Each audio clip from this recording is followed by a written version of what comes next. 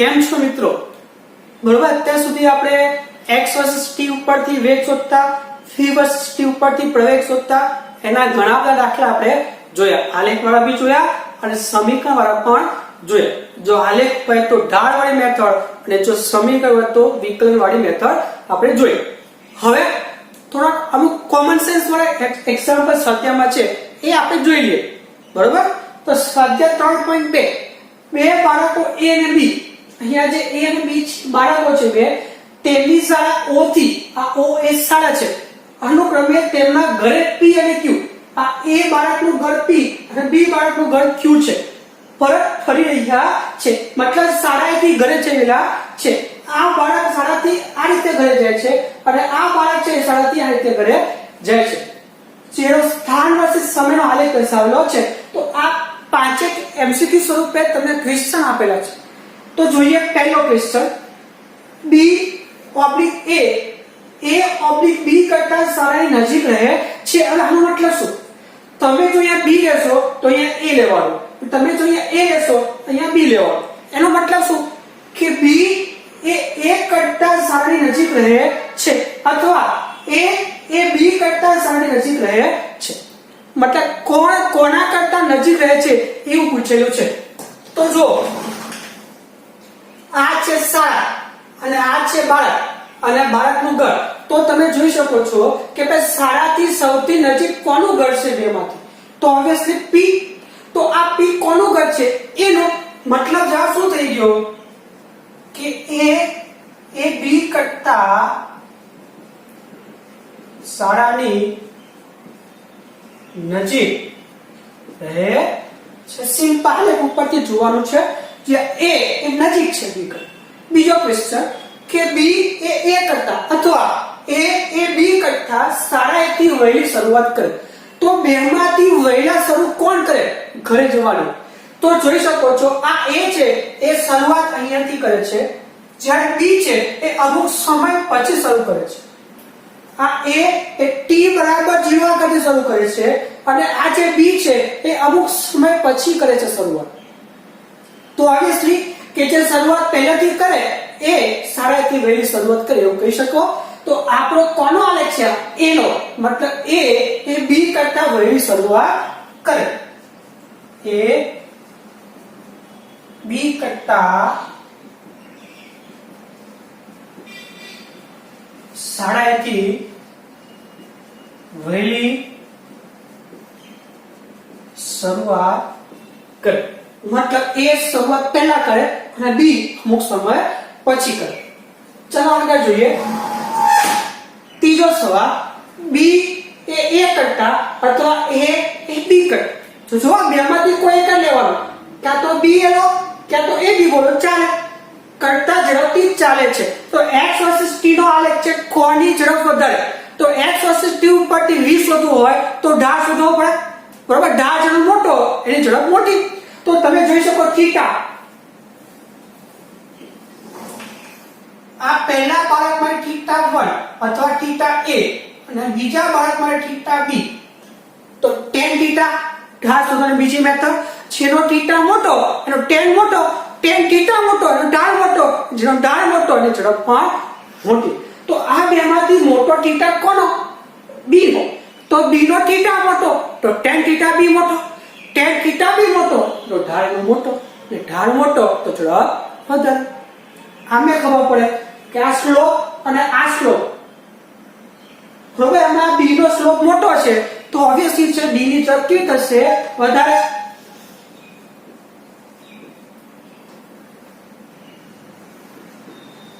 b ની ઝડપ a કરતા વધારે છે. પછી ચોથો ક્વેશ્ચન, a અને b એક જ સમય કે જુદા જુદા સમય ઘરે પહોંચે? ક્યાં તો એક જ સમય પહોંચે ક્યાં તો જુદા જુદા. તો જોવાનું શું કે જ્યારે ઘરે પહોંચે છે ત્યારે બંનેના સમય આપણને એક જ મળે છે કે અલગ અલગ? આ એકદમ નજીવો તફાવત છે. તમે જોશો તો બંને એક જ સમય આગળ ઘરે પહોંચે છે. ચોપડીમાં તમે ધ્યાનથી જોશો તો જ ખબર પડશે. ના કેવું લાગશે કે જુદો જુદો સમય છે, પણ ખરેખર એક જ સમય પહોંચે છે. તો શું લખી શકો બી એક જ સમયે ઘરે પહોંચે છે। બુકમાં જ્યારે પણ જુઓ તો એકદમ ધ્યાનથી જોજો, આ એકદમ સરખું આવવું જોઈએ, બરોબર? બહારથી જોશો તો એવું લાગશે કે અલગ જ સમય છે, પણ ખરેખર એક જ સમય હોવો જોઈએ। જો એવું ના થતું હોય તો થોડીક રેખા લંબાઈ દેવાની, એટલે એક જ સમય હોવો જોઈએ। અને જો આ એક જ સમય ન આવતું હોય તો કે આને કામ દોરી આપણે તો એનો સમય અલગ થઈ જાય, તો પછી જવાબ શું આવે? જુદા જુદા સમય। પણ આપણા આલેખમાં એવું નથી, તો આપણે કહી શકો કે એક જ સમય પહોંચે છે। અને લાસ્ટ ક્વેશ્ચન, એ રસ્તા પર બી થી એક વખત કે બે વખત આગળ નીકળે છે, અથવા બી એ એક કરતા કેટલી વખત આગળ નીકળે છે। કોઈ ગાડી જતી હોય છે, કોઈક શરૂઆતથી કરે છે અને બીજો પછી શરૂ કરે છે, તો એ આગળ ક્યાં નીકળે? ત્યારે એ બંને એક વખત મળે અને પછી પેલો આગળ નીકળી જાય ને। તમે જોઈ શકો છો, આ એ શરૂઆત અહીંથી કરે છે અને બી શરૂઆત અહીંથી કરે, તો આ એ અને આ બી તો ક્યારે આની આગળ નીકળી શકે? જ્યારે પેલા બીજા સાથે મળે, ભેગા થાય અને પછી પેલો આગળ નીકળી શકે। તો જેટલી વખત ભેગા થાય એટલી વખત આગળ નીકળે એવું કહી શકો। તો આલેખમાં જો આ એક જ બિંદુ એવું છે કે જે જગ્યા પર ભેગા થાય છે પછી કોઈ જગ્યા ભેગા થતા નથી, તો એક વખત ભેગા થતા હોય તો આગળ પણ કેટલા વખત નીકળતા હોય? એક જ વખત। તો જવાબ શું આવી ગયો? હવે આગળ કોણ નીકળે છે? તમે જોઈ શકો છો કે ભાઈ આ એ અહીંયાથી અહીંયા સુધી અને બી અહીંયાથી અહીંયા સુધી, તો શું કહી શકો? કારણ કે બી ની ઝડપ વધારે, તો બી એ કરતા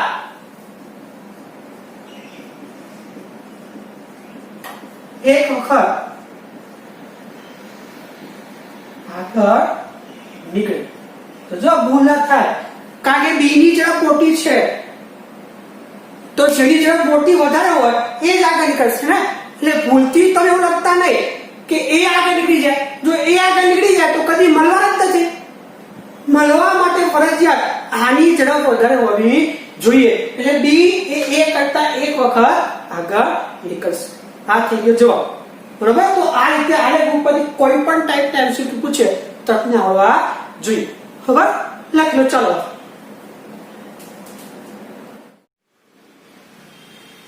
મિત્રો, ટેક્સ્ટ બુકના આપણે બીજા લોજિકલી ક્વેશ્ચન જોઈએ।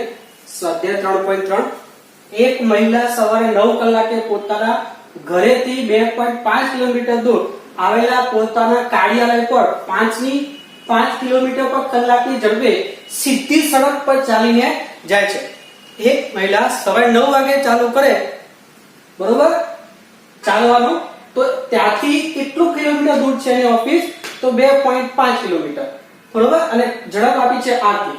પછી ત્યાં તે સાંજે 5 કલાક સુધી રહે છે, બરોબર, અને પછી 5 વાગ્યા પછી 25 કિલોમીટર પર કલાકની ઝડપે ગતિ કરતી ઓટો રિક્ષામાં પોતાના ઘરે પરત આવી જાય છે, બરોબર। અને તો આ મહિલા માટે ગતિ માટેનો xt નો આલેખ તમારે દોરવાનો છે। એકદમ સિમ્પલ, 9 થી તે સાંજે 5 વાગ્યા સુધી એ કઈ પ્રક્રિયા કરે છે એ તમારે xt ના આલેખમાં દર્શાવવાનું છે। તો સ્ટેપ બાય સ્ટેપ આપણે જઈએ, ચાલો। સૌથી પહેલા 9 વાગે ચાલુ કરે છે, તો અવકાશ બિંદુને આપણે 9 વાગે ધારી લઈએ, બરોબર। તો હવે 9 થી 2.5 કિલોમીટર દૂર આવેલા પોતાના કાર્યાલય પર આટલી ઝડપથી ચાલે છે, તો આપણે x અને t બંને દર્શાવવાનું છે।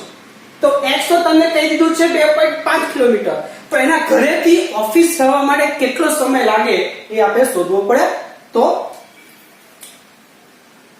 ચલો, પહેલા ઘરેથી ઓફિસ,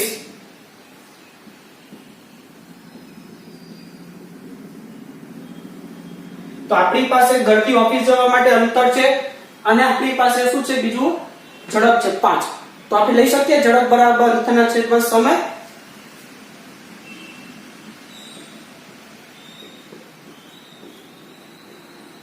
તો આના ઉપરથી લખી શકો t1 બરાબર અંતર એટલે x1 છેદમાં ઝડપ એટલે v1। તો આપણી પાસે અંતર છે 2.5 કિલોમીટર અને ઝડપ છે આપણી પાસે 5 કિલોમીટર પર અવર।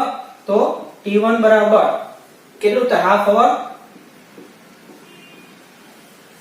એટલે કે 30 મિનિટ કહી શકો. તો તમારે 9 થી 9:30 સુધી એ ઘરેથી ક્યાં પહોંચી જાય? એના ઓફિસ પહોંચી જાય. તો 9:30 અહીંયા વચ્ચે ક્યાંક આવશે અને આ એનું ઓફિસ છે.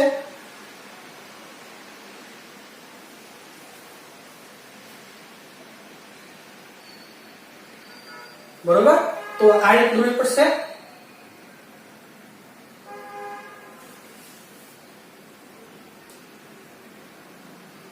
તો આ ઘરેથી એના ઓફિસ પહોંચી ગયા. બરોબર?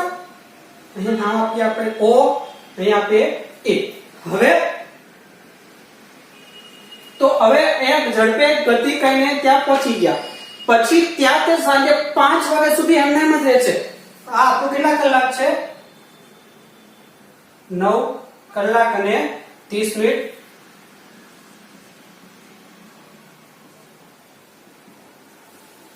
તો અહીંયાથી 5 વાગ્યા સુધી ત્યાંના ત્યાં રહેશે.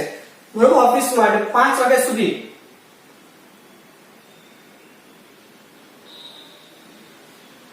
એ ત્યાંના ત્યાં રહેવાનું છે, મતલબ x એનું બદલાવાનું નથી. તો ત્યાંથી x એમને એમ, અને પછી 25 ની ઝડપે ગતિ કરતી ઓટો રિક્ષામાં પોતાના ઘરે પાછા ફરે છે. તો અહીંયાથી પાછા ઘર તરફ જવાનું અને સમય લાગે કેટલો?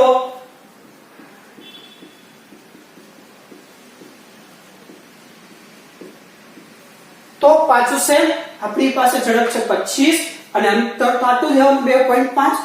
ઘરથી ઓફિસ નું અંતર જે હોય એ જ ઓફિસ થી ઘર તરફ હોવાનું છે. તો સેમ સૂત્ર પાછું,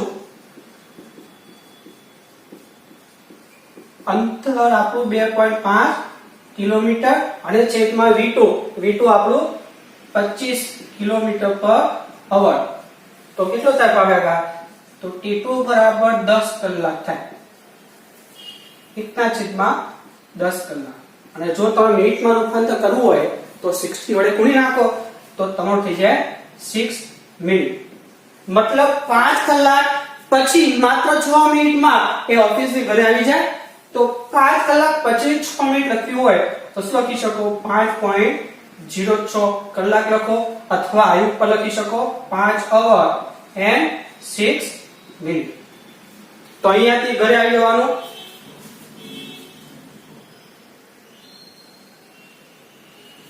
બરોબર? એક સરખી ઝડપથી જાય છે એટલે અચળ ઝડપ હોય.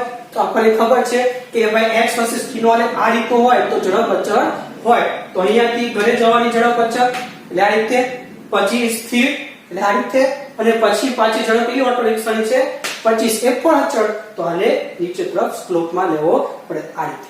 બરોબર? તો આ રીતે આલેખ થયો. 0 થી a ઘરથી ઓફિસ, a થી b ઓફિસમાં જવાનું છે, અને b થી c પાછા ઓફિસથી ઘર તરફ આવે.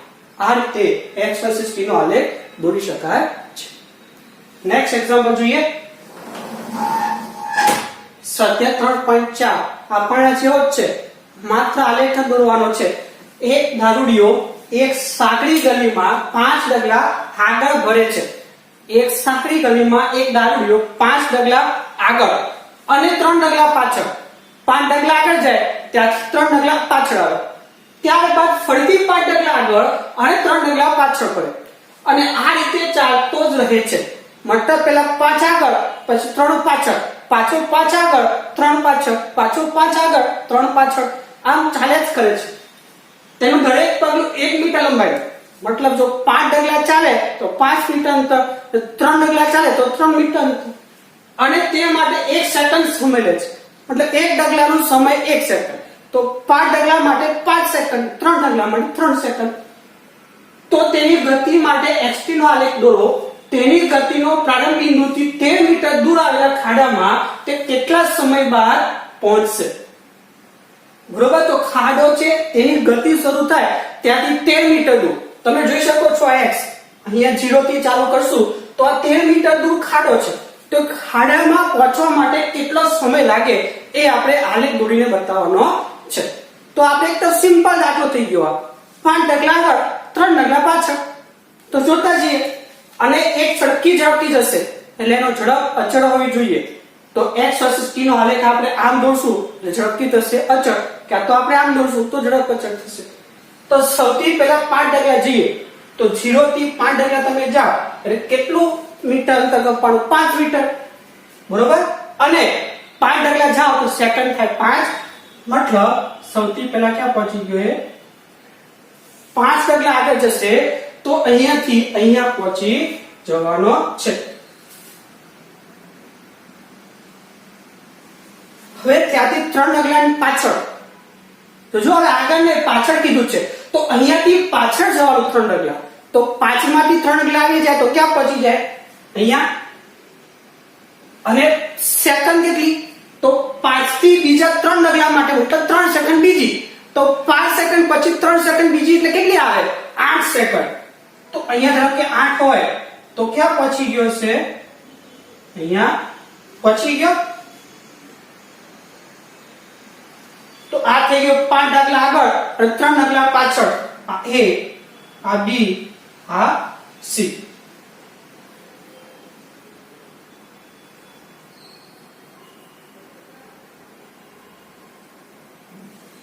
પછી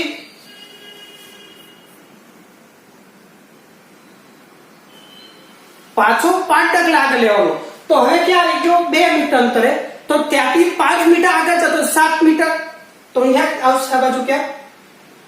અને 8 સેકન્ડ પછી 5 સેકન્ડ બીજી ગણો તો કેટલી થાય 13 સેકન્ડ, તો 13 સેકન્ડ અહીંયા જાય આવી જાય. તો તમે દોરશો આકૃતિ તો અહીંયા ક્યાંક આવી જવો જોઈએ. તો 70 ત્યાં.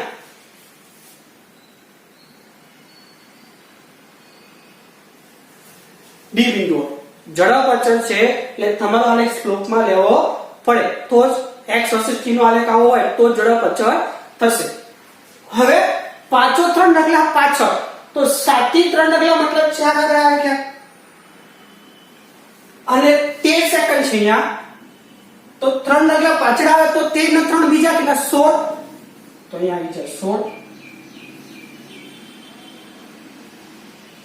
તો અહીં આવી ગયો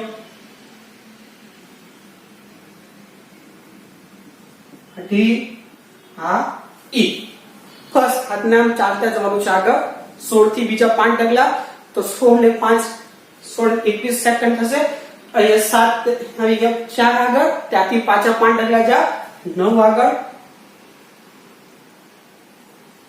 16 ને 5 21.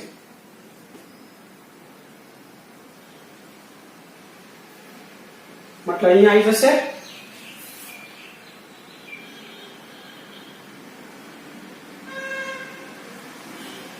ત્યાંથી 21 સેકન્ડ, ત્યાંથી પાછા 3 સેકન્ડ પાછળ લેવાના પગલા, તો 9 થી 3 લો એટલે પાછા આવશે 6 આગળ, અને 21 પછી બીજી 3 સેકન્ડ મતલબ થાય 24 સેકન્ડ.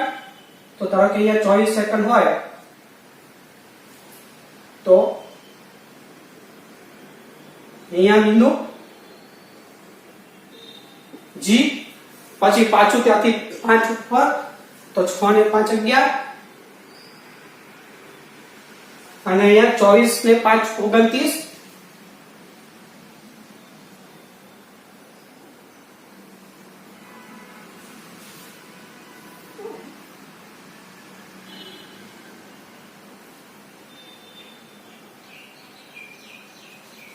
તો પાછો અહીંયા આવી જશે. તો G થી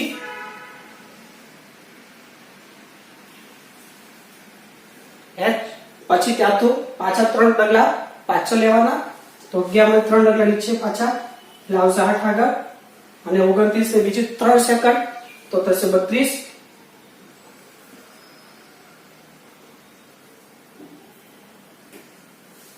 તો અહીંયાથી અહીંયા આઈ આગળ ફરીથી પાછા 5 ડગલા ઉપર લેશો એટલે તમારા 8 ને 5 13 આવી ગયા, જે આપણે 13 મીટર જવાનું હતું એ. અને સેકન્ડ 32 ને બીજી 5 તો આવશે 37. તો એ ધારો કે 37 હોય તો અહીંયા આવી જાય. તો લાસ્ટ આપણું જે બિંદુ આવી જાય 13 મીટર પહોંચો એટલે આપણો ખાડો જે કીધો છે તે આવી જાય. તો ખાડામાં અહીંયા પડશે, તેના માટે સમય લાગે કેટલો 37. તો આપણો આન્સર શું થઈ ગયો, આન્સર થઈ ગયો 37 સેકન્ડ સમય લાગે ખાડામાં પડવા માટે. આ રીતે તમે x વર્સિસ t નો આલેખ દોરી શકો. 5 ડગલા આગળ, 3 ડગલા પાછળ, પાછો 5, પાછો 3, પાછો 5, પાછો 3, આ રીતે લેવાનું છે. દરેક ડગલું 1 મીટરનું અને દરેક સેકન્ડ 1 સેકન્ડ લેવાના. એક ડગલાનું 1 સેકન્ડ, તો 5 ડગલાના 5 સેકન્ડ, 3 ડગલાના 3 સેકન્ડ, અને આ રીતે તમે આલેખ દોરી શકો છો. તો આ રીતે આપણે અલગ અલગ પ્રકારના એક લોજિકલ સિમ્પલ દાખલા જોયા. હવે તમે આ લખી લો પહેલા, પછી આગળ ચર્ચા કરીએ આપણે.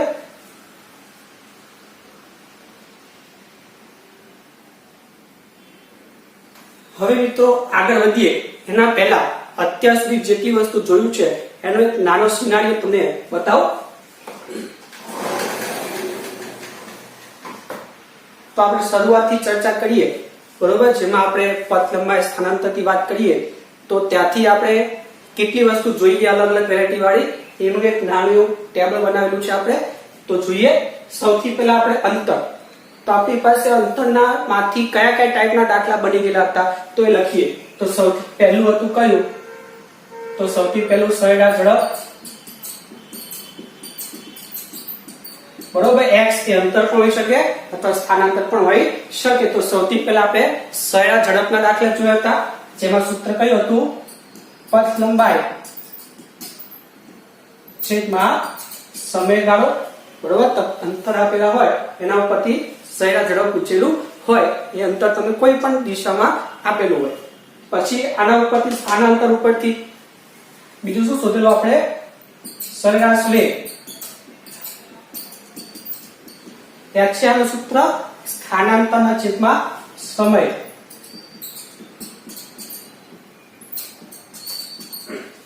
આ બંને માટે તમને x ના કિંમતો આપેલી હોય, 2 મીટર, 5 મીટર, 10 મીટર, એ કિંમતો આપેલી હતી, બરોબર. હવે ત્રીજો આવે છે x ઉપરથી વેગ અથવા તો તત્કાલીન વેગ. તો જો તમારે આ વેગ શોધવો હોય તો x નું સમીકરણ આપેલું હોય, આ બેમાં x ની કિંમતો આપેલી હોય કે આટલા મીટર અંતર કાપે તો, પણ આમાં આ વેગ શોધવા માટે તમને સમીકરણ આપેલું હોય t² + 2t + 1 જેવું, અને એના ઉપરથી તમારે વેગ શોધવું હોય તો તમને ખબર છે કઈ મેથડ હતી? વિકલન. ઘાત આગળ, ઘાતમાં 1 નો ઘટાડો. યાદ છે ને? ને પછી છેલ્લે આપણે આલેખના દાખલા પણ જોયા છે. તો x વર્સિસ t ઉપરથી vt ના આલેખ લેવા હોય તો